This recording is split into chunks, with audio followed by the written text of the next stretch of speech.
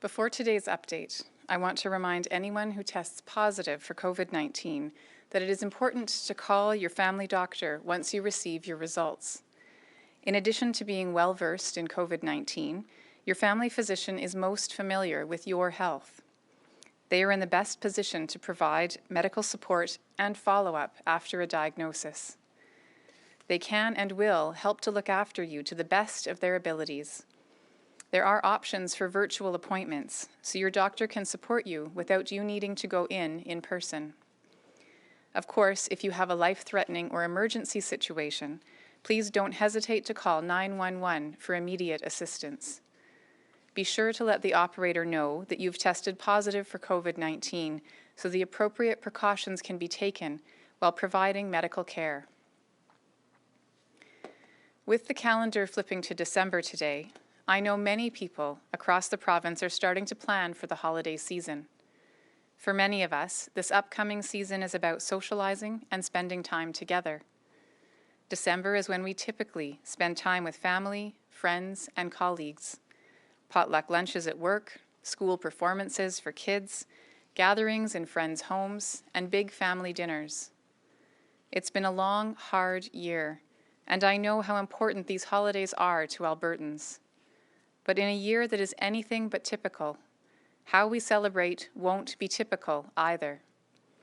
We don't yet know exactly what restrictions will be in place during the last week of December.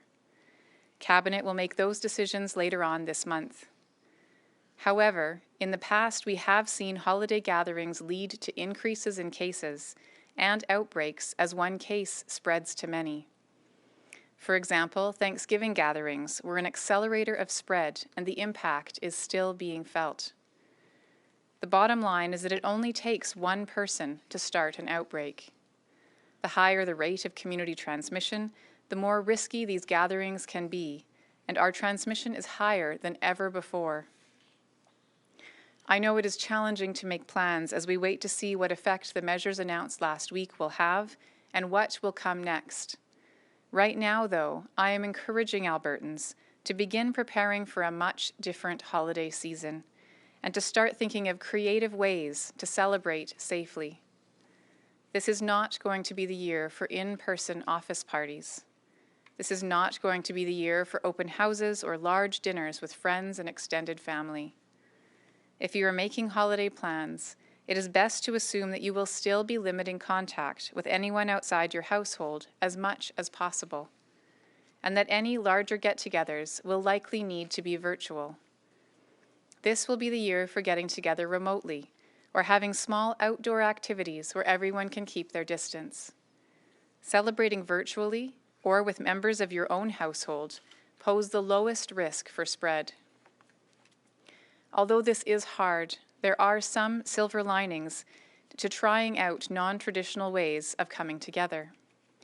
In my own family, celebrating Easter virtually meant that we connected with family members in many places around the world, not just those who could come to an in-person dinner.